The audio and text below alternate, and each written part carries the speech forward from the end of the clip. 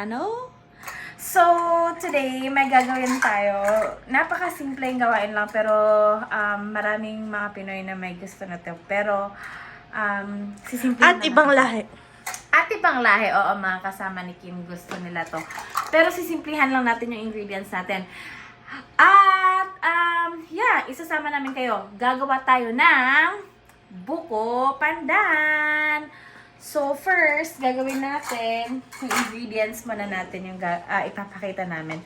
So, please bear with us kasi yung ingredients natin kulang-kulang kung ano lang meron tayo dito. So, syempre, unahin natin yung gulaman mix. Tama ba?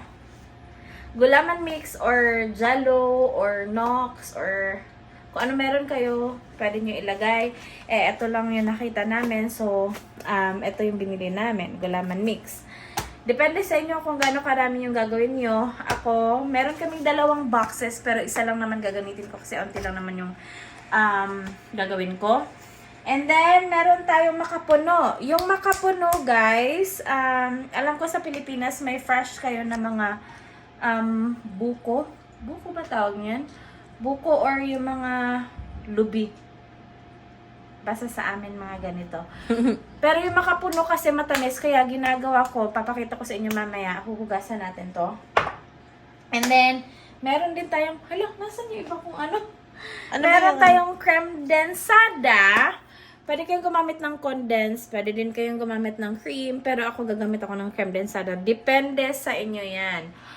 At saka, meron tayong yung pandan flavoring. Sorry, hindi namin na-ready. Pandan flavoring. Alam ko meron kami pandan flavoring. Meron tayo, di ba?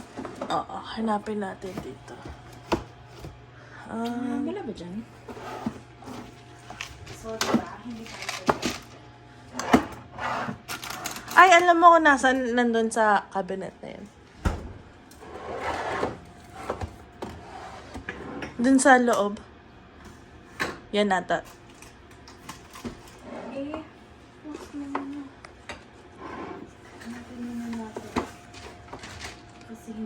Dito lang pala siya, guys. Ito na. So, meron tayong pandan flavoring.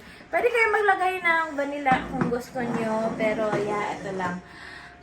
Yung ibang buko pandan, nilalagyan nila ng mangga. Pero ito, sisimplihan lang natin kasi nga, di naman marami ang gagawin namin. So, first natin gagawin, ito, 2 cups of water to. I-dissolve natin yung pandan flavor na gulaman para maano natin, ma-serve natin mamaya. Yan naman! Diba?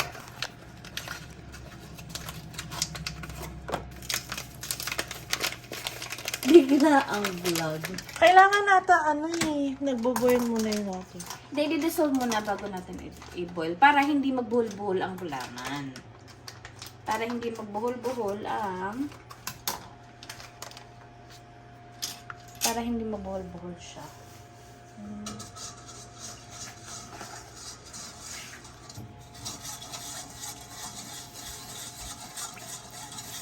So, alam kung paano nito ginagawa, guys, pero kami ganitong ginagawa namin.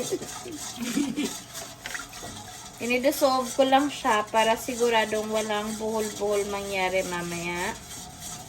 So, sabi, ang instruction doon, ipapa-boil talaga siya, bring to boil. Pero ako hindi, parang tatansyahin ko lang kung pa-boil na pa siya or hindi. So, ayan, medyo na-dissolve na siya. So, iinitin ko siya. Siguro mga medium heat lang or low medium heat lang. Tapos, isi-stir natin siya constantly para hindi maglagkit ang inyong gulaman.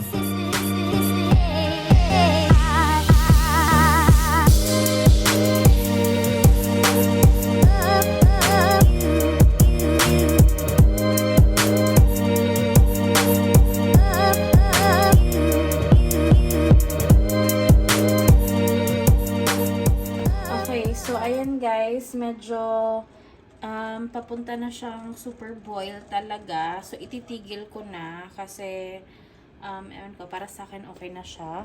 So, supposedly, i-strain ko siya para fine masyado yung tubig.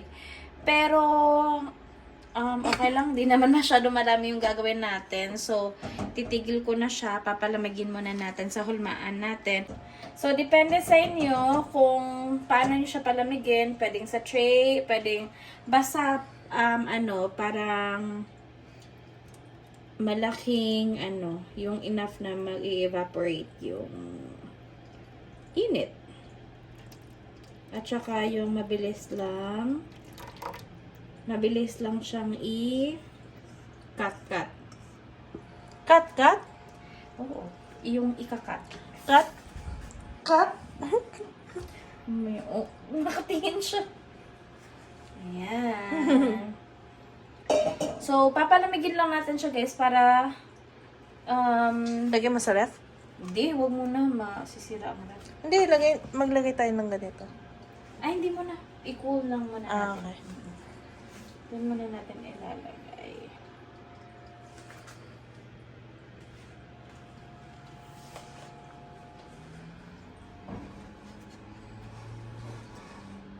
Ayan. Papa-evaporate muna natin. And Evaporate? then- Evaporate. Ipapakulang natin siya. Okay. Then, And then, habang habang ginagawa natin yan, habang inaantay natin na malamig yan, itong makapuno natin, since sweetened siya, huhugasan natin para medyo hindi masyadong sobrang matamis yung buko pandan natin. So, kayo, gagawin natin. Pagkain ng cloud.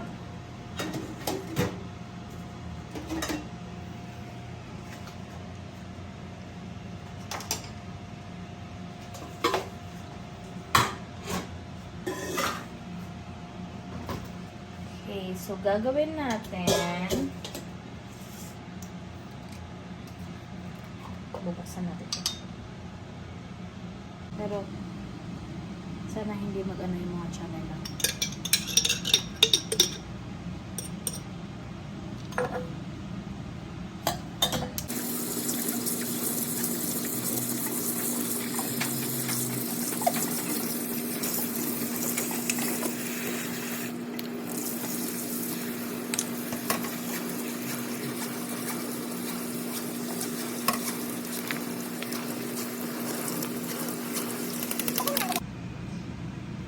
okay. So, after nyan, So, since nalagay na natin at na-wash na natin yung makapuno,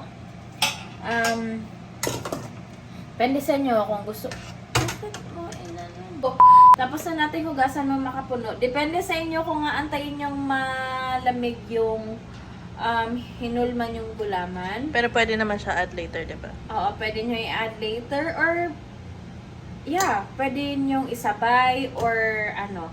Pero ako, magtitimpla na ako ng nung mga cream niya kasama ito para ito, i-add ko na lang siya. Anyway, sweetened naman siya. May flavor naman na pandan. So, doesn't matter. So, okay.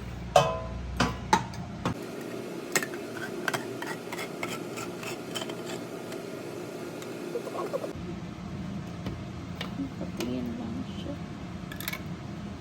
Okay. So, siguro mga half lang nito kasi maliit lang naman yung gagawin natin. But we'll see. Ubusin ko na lang kaya. Sarap yan. Ay, nga. Konti. Ako din, gusto ko din ko. May tinapay pa ba tayo? Wala na. Tatapon ko. Hanapan mo na. Ayun na.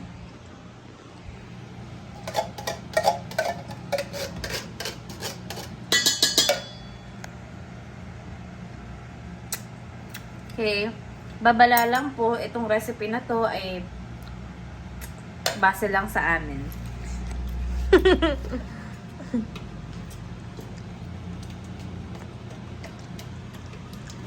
Huwag niyo po sisihin si Panlasang Pinoy kasi we did not use him. Wala po kaming Sisihin reference. niyo ang Panlasang Katrina kung gagawin niyo to. Tapos, Wala po kaming reference nito. And then,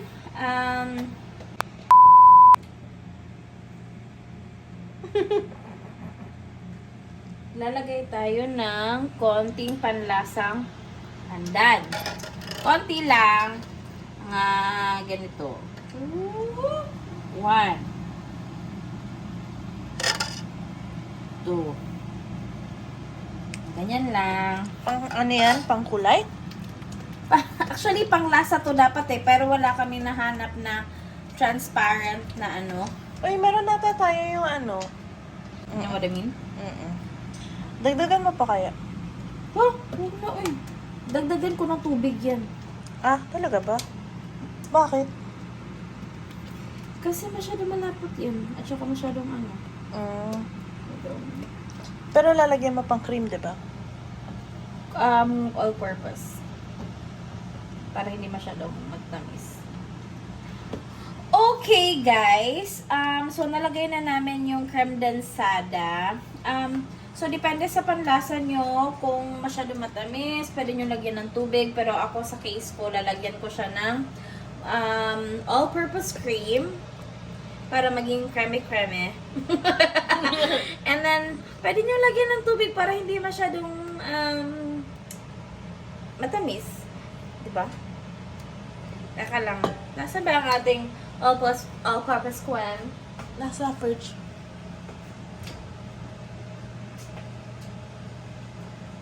Okay, ito ang ating all-purpose cream. Creme. Sabihin nila, uy, ano ba ang ginagawa mo? Masyadong matamis yan. Yes, yan po. Kami po ay... Diabetic. Uy, hindi naman. Ayan, mga half lang ilalagay ko dito.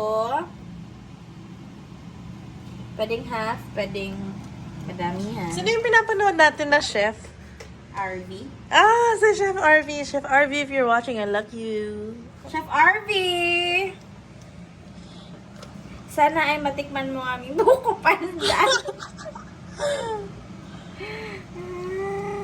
Kala mo naman kakilala natin si Chef RV. Maniwala silang nag-watch. Oo. Pero malay nyo guys, baka ma-share nyo to kay Chef RV. Baka maturuan niya kaming magluto ng mga desserts. Malay nyo, pwede din namin i-share sa inyo.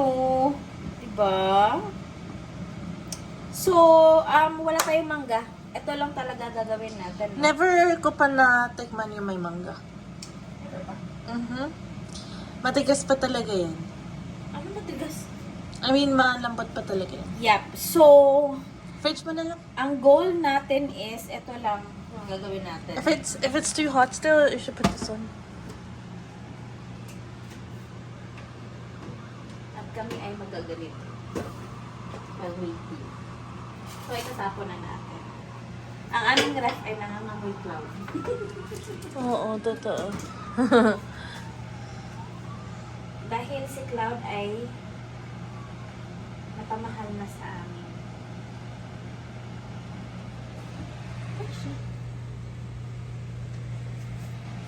Pwede ko din gawin daw lawa yun, no? Para maraming ganito, no? Dating. Umutot ako. Okay. Tignan natin. Pag-iwan pala ako nito para bukas.